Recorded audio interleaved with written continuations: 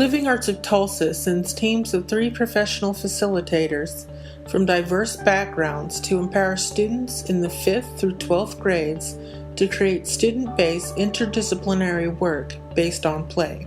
This program develops creative thinking skills, helping students create individualized artworks and simply expanding self-confidence as creative individuals. There is a minimum of 2 class periods per day required over a 3-day residency. Each day, students do research with non-traditional supplies, present what they explored, and build on their discoveries with group work. Video is used to analyze their work, and facilitators lead discussions that increase perception skills. At the end of the residency, the teacher and the students are asked to fill out an evaluation, and after receiving the evaluation, the teacher is given a DVD showing historic and contemporary interdisciplinary artists, which is accompanied by a script that he or she may use to reinforce the class's recent explorations. I'm Karen Dotson at Skelly Elementary in Tulsa. The students come in and they don't really know what to expect. They're used to having to listen and find out exactly what they're doing, and they make a product.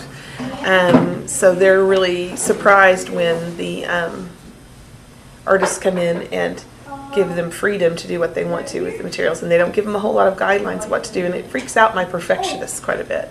But they encourage them to explore the materials, and it takes a while for it to sink in that they are not responsible to come up with a final product that represents something, but that they're to be exploring. But the kids quickly catch on based on the feedback from the artists, and they gradually get more and more comfortable with that. And then as the artists start to ask them questions about, trying to include movement, or what did you observe with light or color or sound, they start to become more and more bold in their exploration and get an idea of where to go with it, and get way more comfortable with that open-ended, I don't have to come up with a product that my teacher's going to grade. Okay. They bring boxes and boxes of fans and lights and papers and transparent films and tape, lots and lots of tape.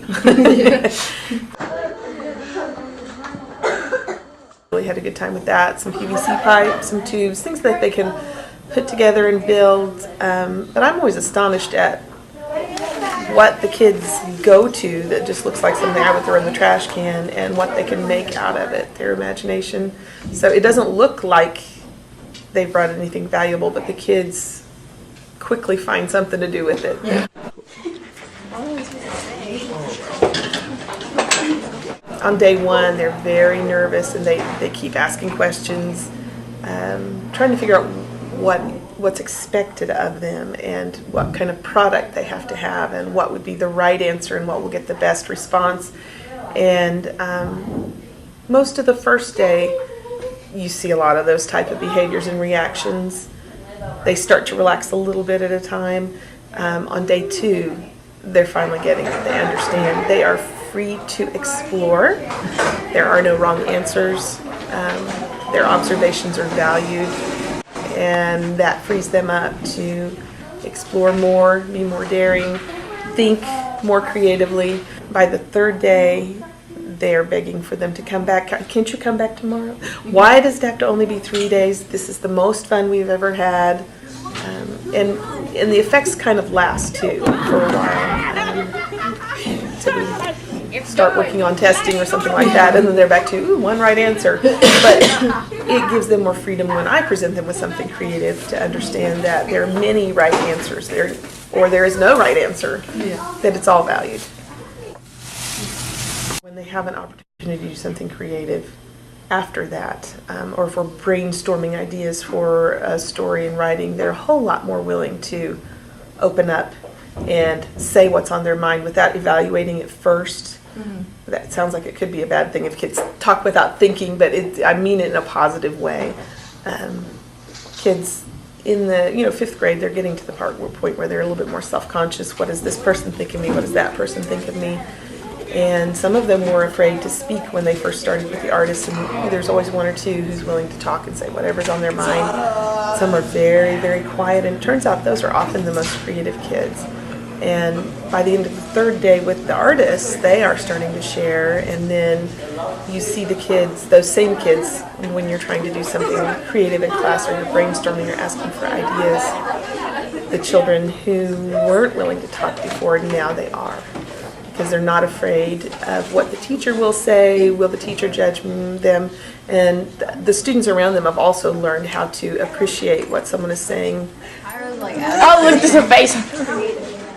I think it's really, really important. Right now, the way all schools are, with the high stakes testing, we focus so much attention, there's so much pressure on the teachers and on the students to do well on the tests. So we spend all our time covering content and how to take a test, how to find the one right answer. And that paralyzes the kids, that makes them less able to be creative and less able to think freely and less able to realize there is more than one right answer. I need the artist to come in and model it for me, and the kids need the artist to come in and set them free and let them know that this other aspect of their abilities where they can be creative thinkers and creative problem solvers is equally as valuable as what they show they know on the state testing.